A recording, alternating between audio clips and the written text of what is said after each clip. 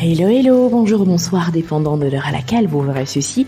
Et bienvenue à nouveau sur notre chaîne, votre chaîne Afrique Top Info. En espérant que vous vous portez bien et surtout que vous êtes d'humeur à parler du scandale sur le continent africain, venez avec nous découvrir les porte-à-potis du continent. Depuis la semaine dernière, il est difficile de parcourir Internet sans entendre parler d'elle.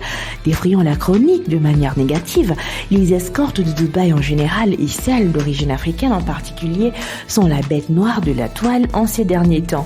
Les porte-à-potis refont surface. Et oui, ce n'est pas nouveau, c'est un phénomène qui dure depuis des décennies. Pas seulement à Dubaï, mais dans le reste du monde, mais qui a su rester caché jusqu'au jour d'aujourd'hui. Comment cette histoire refait-elle surface ? Qu'est-ce qui se passe réellement dans ce milieu et qui sont ces participantes à ce jeu aussi dégoûtant que triste ? Nous allons décortiquer ça avec vous sur Afrique Top Info. Commençons par les bases. C'est quoi une porte-à-potis ? En définition générale, ce seraient des toilettes publiques de nature transportable. Mais dans notre contexte, il s'agit de femmes ou d'escortes sur qui des fétiches parfois extrêmes comme la scatophilie, la zoophilie et d'autres pratiques fortement repoussantes seraient pratiquées.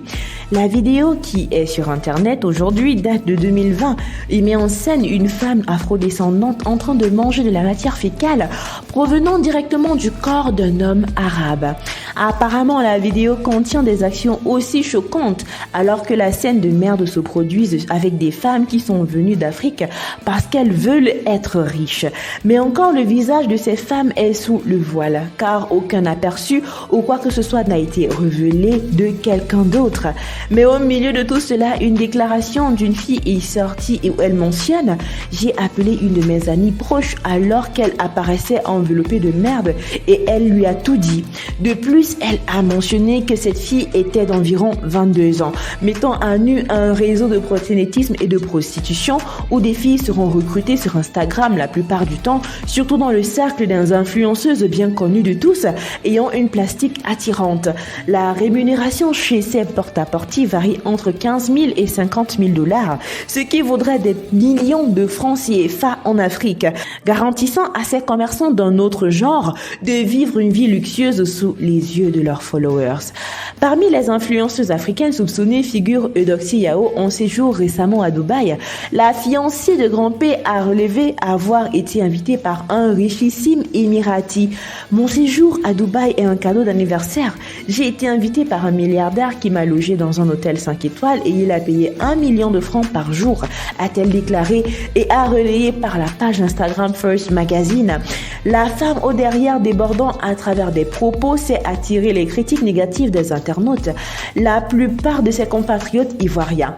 Au lieu de la croire, les annonçant pourtant qu'elle s'est elle-même dénoncée d'avoir usé des pratiques ignobles aux Émirats, moyennant un séjour 5 étoiles.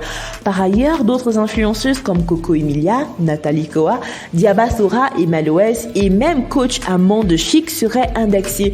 Cependant, aucune information palpable et tangible n'a été mise sur la toile ou alors sur un média, attestant que ces dames aient eu recours à ces pratiques, sans compter le témoignage d'une ex-miss ivoirienne qui aurait confessé depuis l'année 2020 d'avoir été une victime de ce piège semblable. Nous voici arrivés à la fin de cette vidéo en espérant que vous avez aimé son contenu et surtout que vous en avez appris davantage. N'oubliez pas de liker, de partager et surtout de laisser vos avis en commentaire. N'oubliez pas non plus de cliquer sur la cloche de notification afin de recevoir de nouvelles notifications à chaque nouvelle vidéo postée. D'ici là, portez-vous bien et rendez-vous pour du nouveau contenu. Bye!